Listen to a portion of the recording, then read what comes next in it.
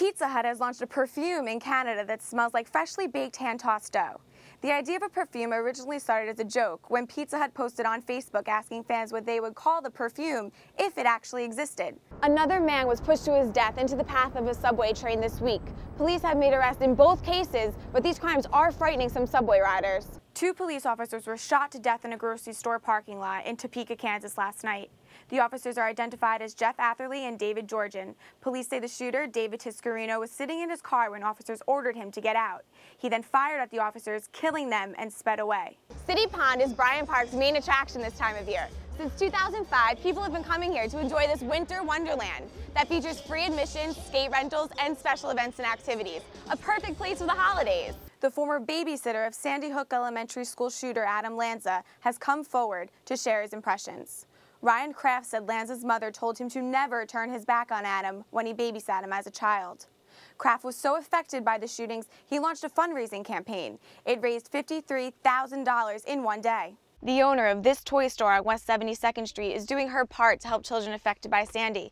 Donna Schofield lost her home in the storm, but wants to make sure that other families have what they need for Christmas. As you can see, there's no evidence of anything the day after New Year's Eve. Right after the ball dropped, 150 sanitation workers moved in, collecting an estimated 50 tons of trash and 2,000 pounds of confetti. There's a new law in the books in 2013 dealing with online privacy issues in the workplace. The measure, enacted in California and Illinois, makes it illegal for employers to ask for their workers' passwords to social media sites like Facebook. Take a look at the surveillance video and see if you recognize the man wearing the hooded jacket. Police say the video was taken around 2 yesterday afternoon, just before the man shot and killed the other man walking in front of him. Police identified the victim as 31-year-old Brandon Lincoln Woodward of Los Angeles. One loud shot. We were all standing right here, and we were all scared to death. And then we looked down the block. We saw the guy on the floor. I heard the shot. I looked back. The guy was falling. That's all I saw. The shooting on busy West 58th Street near 7th Avenue stunned those who witnessed the killing. When I seen blood coming down the face. And he was laid out. Despite the fact that the shooting happened in the middle of the day, no one got a good look at the gunman. He escaped in a getaway car driven by another man. No one's seen the person that did it. No, whoever did it was like, you know, he was a ghost. Experts say this was a professionally planned hit. This is a person who studied the scene, studied the victim, knew the patterns, did his homework.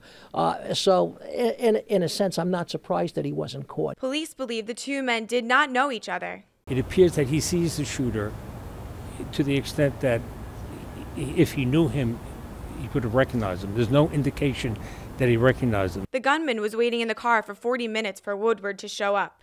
The victim was a law school student in California. His family describes him as a good friend and father. Police are still on the search for the killer. In Manhattan, Ashley Finan. 1, 2! Home state legends Bruce Springsteen and John Bon Jovi joined together for a duet.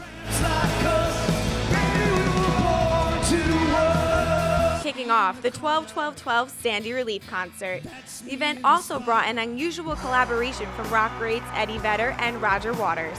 There is no pain you are receiving. There were requests for donations from celebrities and performers who grew up in the areas devastated by the superstorm. Long Island, born in Brooklyn, Staten Island, live and let die. And there were so many others who came to New York from all over the world to help.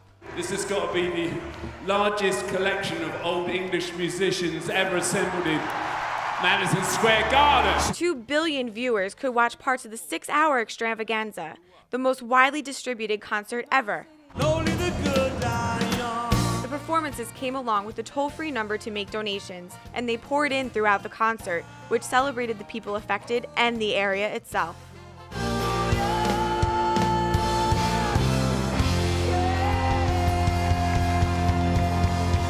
Here at Madison Square Garden raised over $30 million in ticket sales alone. Donations are still being counted. In Manhattan, I'm Ashley Finan.